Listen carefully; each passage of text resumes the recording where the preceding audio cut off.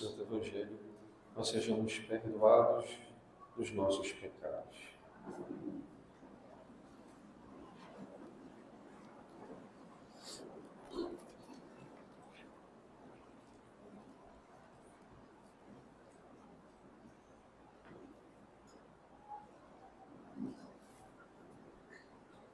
Quando ficou decidido que Jesus seria crucificado, o Evangelho que hoje nós escutamos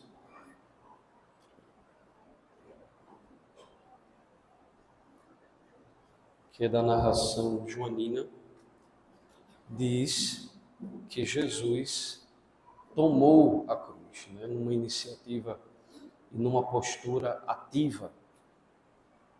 Isto é importante, porque já estava condenado, mas a providência, como já lhes disse muitas vezes, fala nos mais aparentes e relevantes detalhes. Algum soldado poderia ter chegado em Jesus com muita violência e ter jogado a cruz em cima dele, por exemplo. Vai, literalmente, condenado, jogado nas costas dele. Mas a providência não desenhou assim. A providência do Pai, enchendo o coração do Filho de amor eternamente, fez com que Jesus, e aqui a delicadeza do discípulo mais íntimo, deixasse para nós registrado que Jesus, Ele pegou a cruz. Isso é de uma densidade, isso é uma recapitulação de todo o sentido da salvação e do que acontece neste dia. Porque o que acontece neste dia não é uma mera injustiça, porque Deus não merece. Mas Deus decide tomar sobre si a cruz. A salvação não é uma realidade passiva, Os homens se engrenam tudo e Deus se adequa, Como se fosse uma... Não. Existe uma engrenagem humana de pecado e Deus toma a frente para esmagar a engrenagem do pecado. Vocês me oferecem o mal, eu não recuso. Eu o abraço porque sou eu, e somente eu posso fazê-lo. Eu irei destruí-lo. Então, este é o significado profundo de uma frase. Jesus tomou a sua cruz. Que é o versículo 17. Jesus tomou a cruz sobre si e saiu para o lugar chamado Calvário e seguiu o seu caminho. Alguns padres da igreja concentraram numa imagem o inteiro mistério da redenção. Dizem, imagina que na arena se tenha realizado uma luta épica. Um corajoso enfrentou o tirano cruel que escravizava a cidade e com grande esforço e sofrimento venceu. Tu estavas nas bancadas, não combateste, não te esforçaste minimamente, nem te feriste. Mas, se admiras o corajoso, se exultas com ele pela sua vitória, se lhe enlaças coroas, provocas e estimulas a assembleia para ele, se te inclinas com alegria àquele que é triunfante, beijas-lhe a cabeça e apertas-lhe a mão direita, enfim, se deliras tanto por ele a ponto que consideras tua a sua vitória, digo-te que terás certamente parte no prêmio do vencedor. Mas há algo mais. Supõe-se que o vencedor não tenha necessidade alguma para si do prêmio que conquistou, mas deseja, mais do que tudo, ver honrado o seu defensor e considera como prêmio do seu combate a coroação do amigo. Porventura, neste caso, aquele homem não obterá a coroa, mesmo sem se ter esforçado nem tido feridas? Certamente obterá. Assim, dizem alguns dos padres da igreja, acontece entre Cristo e nós. Ele, na cruz, derrotou o antigo adversário. As nossas espadas exclamava São João Crisóstomo, boca de ouro. Não estão ensanguentadas, as nossas espadas não estão ensanguentadas. Não estivemos em agonia, não combatemos juntos, nem vimos a batalha, e eis que obtivemos a vitória. A luta foi sua, nossa a coroa. E porque a vencemos também nós, imitemos o que fazem os soldados nestes casos. Com vozes de alegria, exaltemos a vitória, entoemos hinos de louvor ao Senhor. Não se poderia explicar melhor o sentido da liturgia que estamos a celebrar. Mas o que estamos fazendo é, por si mesmo, uma imagem, a representação de uma realidade do passado, ou é a própria realidade? Ambas as coisas. Nós, dizia Santo Agostinho ao povo quando pregava, sabemos e cremos, com fé certíssima, que Cristo morreu uma só vez por nós. Sabeis perfeitamente que tudo isto aconteceu só uma vez, e todavia a solenidade renova-o periodicamente. Verdade histórica e solenidade litúrgica estão em contradição entre si, como se a segunda fosse falsa e só a primeira correspondesse à verdade? De fato, a solenidade renova frequentemente, com a celebração nos corações dos fiéis, aquilo que a história afirma ter acontecido, na realidade, uma só vez. A liturgia renova o evento. Este conceito, para os católicos, essa compreensão da realidade, ela é inegociável, porque Deus revelou assim. E um outro cristão, de uma outra família, né, os ortodoxos, para eles, também não é um problema. A estrutura sacramental é a mesma. Sabem que liturgia não é teatro, é ação do Espírito, que rasga o tempo, que rasga o espaço. E mais uma vez, permitam-me dizer, e não é para afrontá-los, faço esse tipo de comparação muitas vezes, porque acredito muito que muitos dos fiéis, dos católicos, e dos meus fiéis, dos meus paroquianos, precisam aprofundar. A liturgia católica renova o evento. Pelo poder do Espírito Santo, o evento histórico é trazido para o presente. Não é como entre nossos irmãos separados, onde a memória é psicológica, onde a memória é psíquica, onde a celebração é um evento do passado. Talvez, no máximo, consiga algumas graças de Deus ao nosso coração. A sacramentalidade católica passa longe disso. O evento não é repetido, é trazido pelo poder do Espírito Santo. De modo que alguém, quando voltar para casa hoje, vou dizer já, e alguém lhe perguntar, onde você estava? Não titubei, você deveria dizer, eu estava no Calvário. É fato. Você não estava no cinema, você não estava no teatro, não estava num anfiteatro, não está numa apresentação artística. O Espírito Santo, quando nós começamos a liturgia, colocou todo mundo no Calvário. A igreja no mundo inteiro, neste momento, está no Calvário. Ora, não era essa a percepção quando a palavra de Deus era proclamada? Eu, pelo menos, me sentia assim hoje, né? Não precisa sentir para ser. É sem sentir. Mas como é bom. Eu dizia, Ave Maria, não estou no altiplano não, o que é isso aqui dentro? Não estou na Paraíba, não estou no Brasil, não estou. Eu estou no Gólgota. Jesus está aqui. Estão batendo na cara dele, na nossa frente. Estão arrancando pedaços da carne dele agora. Sua barba, seu sangue está saindo das suas veias agora. Dá para entender o que é a liturgia católica? Dá para entender o que é a estrutura sacramental? Não é brincadeirinha, teatrinho. O Espírito Santo faz a gente participar do evento. Ele pode. Porque o tempo e o espaço é coisa criada, para ele é nada. E é tudo. É por isso que sempre a grande exigência de amor, adoração e respeito à missa. É por isso, minha gente. Cala a boca. Adora. Preste atenção.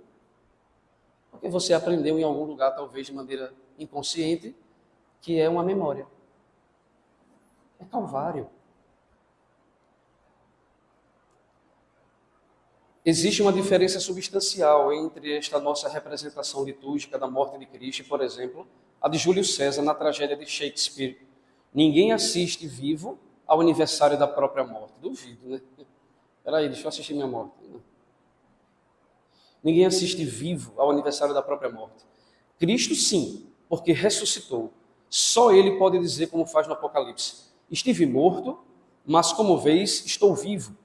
Devemos estar atentos neste dia ao visitar os chamados sepulcros ou tantos que participam mundo afora em procissões de Cristo morto, para que não ouçamos a repreensão que o ressuscitado dirige às mulheres piedosas na manhã de Páscoa.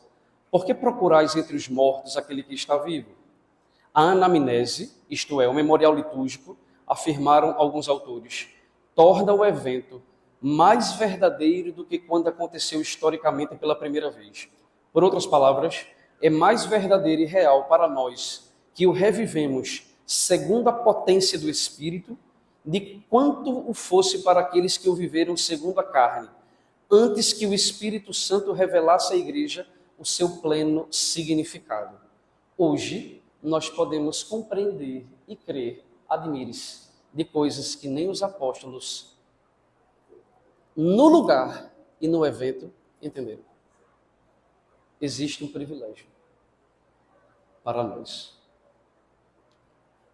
A quem muito é dado, mais será cobrado. Não estamos a celebrar um aniversário da morte de Jesus, mas o seu mistério. Uma porta se abriu e entramos todos neste mistério. Na celebração, explica Santo Agostinho, só é preciso indicar com uma solenidade religiosa o dia exato do ano no qual se repete a recordação do próprio acontecimento. Na celebração como mistério, em sacramento, não só se comemora um evento, mas é realizado de maneira que se compreenda o seu significado e seja acolhido santamente a sua eficácia e os seus frutos. Isto muda tudo. Não se trata só de assistir a uma representação, mas de receber o seu significado, de passar de espectadores para atores. E isto também modifica tudo quando a gente participa da missa. A ponte com a missa, quero fazê-lo, porque não é só hoje que a gente não pode ser espectador, mas ator. Na liturgia, é sempre. Até aquela palavra que era usada, alguns ainda usam, o mandamento da igreja, né? Assistir missa aos domingos, missa inteira. Não é no glória não, viu? Traz a Deus. Assistir missa inteira. Assistir tem que ser compreendido como participar. Tem que botar tudo aqui dentro para funcionar. Sobretudo a vontade. Palavra do Senhor, graças a Deus. Palavra da salvação, glória a vós, Senhor. Professemos a nossa fé, creio em Deus Pai Todo-Poderoso. Eu sou um ator, no sentido de tomar parte. Né? Deus me propõe a sua palavra, adiro, creio. O pão e o vinho são ofertados, meu Deus, traz toda a minha família aí para cima. Bota nesse pão, bota nesse vinho, porque daqui a pouco não serão mais pão e vinho. Então bota a minha realidade. Hoje é sofrimento, Senhor, eleva. Senhor, hoje é gratidão, está tudo bem, caminhando bem. Senhor, ação de graças. Isso é a missa, isso é o dia de hoje, isso é a liturgia católica. Por conseguinte, depende de nós escolher qual parte queremos representar no drama, quem desejamos ser.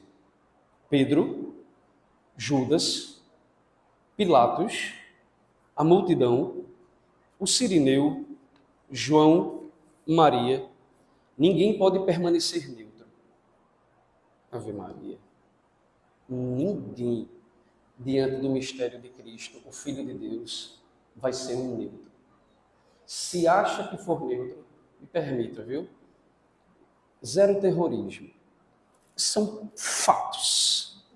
Diante de Deus Pai, ninguém vai poder dizer assim, no dia do seu julgamento: Pai, é porque eu não sabia.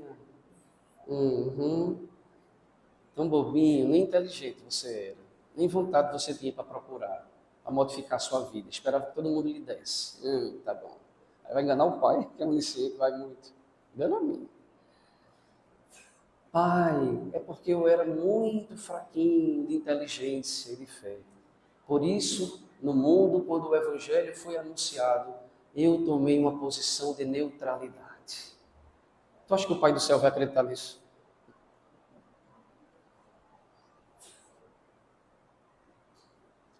Todo mundo toma postura. Ou é João, ou é Pedro, ou é Judas, ou é Nossa Senhora. Neutralidade. Neutralidade já é uma postura, já é uma posição. Não tomar posição é tomar uma muito exata, a de Pilatos, que lava as mãos e observa de longe. Se ao voltar para casa hoje alguém nos perguntar: de onde vens? Onde estiveste? Respondamos pelo menos no coração, no Calvário. Mas tudo isto não acontece automaticamente só porque participamos nesta liturgia. Trata-se, dizia ainda o grande Agostinho, de acolher o significado do mistério. Isto acontece com a fé. Não há música onde não há ouvidos que a ouçam, por mais alto que a orquestra toque. Não há graça onde não há uma fé que acolha. Numa homilia pascal do século IV, o bispo pronunciava estas palavras extraordinariamente modernas e poder-se-ia dizer existenciais. Para cada homem, o princípio da vida é que Cristo foi imolado por ele, mas Cristo imola-se por ele no momento em que reconhece a graça e se torna consciente da vida que lhe foi providenciada por aquela imolação. Isto aconteceu sacramentalmente para nós num momento, o batismo. Mas deve acontecer conscientemente, sempre de novo, na vida. Antes de morrer, devemos ter a coragem de praticar um ato de audácia, quase um golpe, apropriarmos-nos da vitória de Cristo, apropriação indébita. Infelizmente, isto é frequente na sociedade em que vivemos. Mas com Jesus, ela não só não é proibida, mas é extremamente aconselhada. Indébita significa que não nos é devida, que não a merecemos, mas foi-nos dada gratuitamente pela fé. Meu Deus, tem misericórdia de mim. Mas vamos ao que é certo. Escutemos um doutor da igreja. O que não posso obter por mim mesmo, escreve São Bernardo, aproprio-me, literalmente usurpa com confiança do lado transpassado do Senhor, porque é misericordioso. Por que é que os santos estão dizendo isso? Porque aquilo que foi merecido para nós, não é nosso. Continua sendo dele. É para nós. E só se pode pegar com a fé. Dá-me tua vitória. Dá-me a vida eterna. Coloca meus passos neste mundo sobre a fé. Eu não sou um animal, eu sou um ser humano. Com confiança do lado transpassado do Senhor, porque é misericordioso. Portanto, o meu mérito é a misericórdia de Deus. Certamente não sou pobre de méritos, enquanto Ele for rico de misericórdia. Se as misericórdias do Senhor são muitas, também eu abundarei de méritos. E o que será da minha justiça? O Senhor recordar-me-á só da tua justiça. De fato, ela é também minha, porque tu és para mim justiça da parte de Deus. Porventura, este modo de conceber a santidade tornou São Bernardo menos zeloso das boas obras, menos empenhado na aquisição das virtudes? Não. E nos ensina assim. Deixava de mortificar São Bernardo o seu corpo, ou de o reduzir em escravidão, aquele que antes de todos, e mais que todos, fez desta apropriação da justiça de Cristo a finalidade da sua vida e da sua pregação? Certa vez, referindo-se à paixão de Cristo, o cardeal Cantalamessa sugeriu a seguinte imagem. Em Roma, como infelizmente podemos ver em todas as grandes cidades, há muitos sem teto. Existe um nome para eles em todas as línguas: mendigos. Pessoas que possuem só os poucos trapos que vestem e algum objeto que levam consigo nos sacos de plástico. Imaginemos que um dia se difunda esta voz. Na Via Condotti, quem anda por Roma sabe o que representa a Via Condotti, não é? uma proprietária de uma boutique de luxo, que por um motivo desconhecido, de interesse ou de generosidade, convida todos os mendigos da estação términe para ir à sua loja. Convida-os a abandonar os seus trapos sujos, a tomar um bom banho e depois escolher a roupa que desejarem entre as expostas e ficar com ela de graça. Todos dizem consigo mesmos: é uma fábula, nunca acontecerá. É verdade, mas o que nunca acontece com os homens entre si, pode acontecer todos os dias entre os homens e Deus, porque diante dele, aqueles mendigos somos nós. É o que acontece numa boa confissão, por exemplo. Despomos os nossos trapos sujos, os pecados, recebemos o banho da misericórdia e levantamo-nos revestidos com as vestes da salvação, envolvidos no do manto da justiça, e não pagamos por isso um centavo. Ou lembrando São João Crisóstomo, as tuas espadas não têm nem um pedacinho de melado de sangue. O publicano da parábola subiu ao templo para rezar, disse simplesmente, mas do fundo do coração: ó Deus, tem piedade de mim que sou pecador. E voltou para casa justificado, reconciliado, feito novo, inocente. O mesmo se tivermos a sua fé e o seu arrependimento. Poder-se-ia dizer de nós que voltaríamos para casa depois desta liturgia, feitos novos, inocentes e renovados. Entre as personagens da paixão com as quais nos podemos identificar, dou-me conta que não mencionei um, aquele que mais espera que sigam o seu exemplo: Dimas, o bom ladrão. O bom ladrão faz uma completa confissão de pecado. Diz ao seu companheiro que insulta Jesus: nem sequer temes a Deus? Tu que sofres o mesmo suplício? Quanto a nós, fez-se justiça, pois recebemos o castigo que as nossas ações mereciam. Mas ele nada praticou de condenável. O bom ladrão, Dimas, demonstra-se um excelente teólogo. De fato, só Deus sofre absolutamente como inocente. Outro ser que sofre deve dizer: sofro justamente, e só Deus é inocente. Porque, embora não seja responsável pela ação que me é atribuída, nunca sou totalmente sem culpa.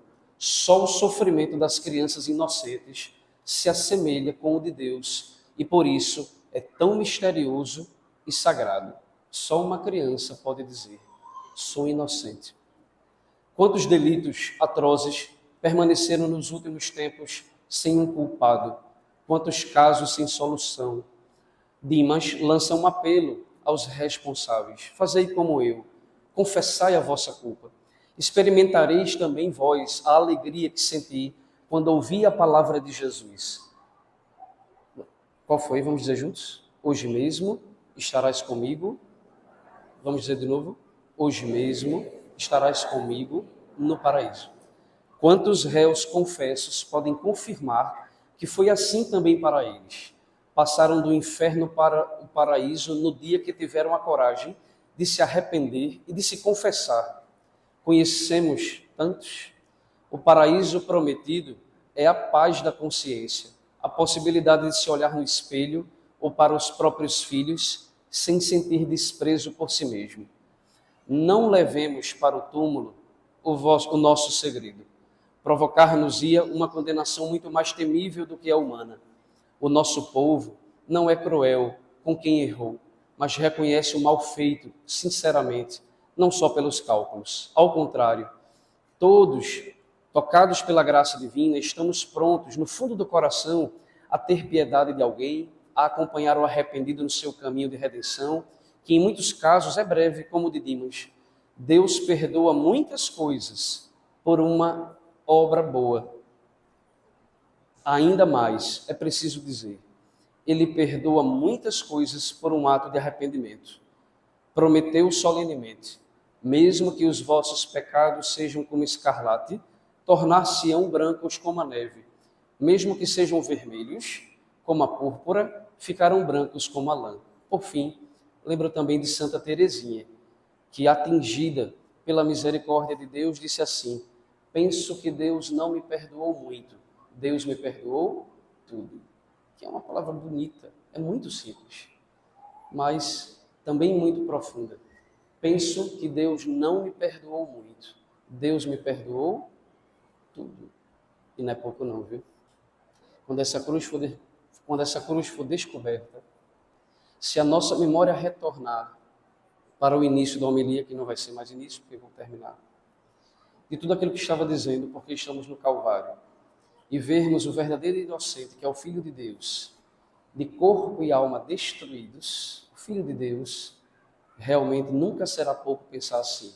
Deus me perdoar um pecado, já seria tudo. Imagina perdoar tudo. Retomemos agora, ouvimos no início, a nossa tarefa neste dia. Com voz exultante, vamos sim proclamar a vitória da cruz. Entoaremos hinos de gratidão ao Senhor. Tu, nosso Redentor, acolhe o canto que te elevamos. Recorremos também à doce Virgem Maria.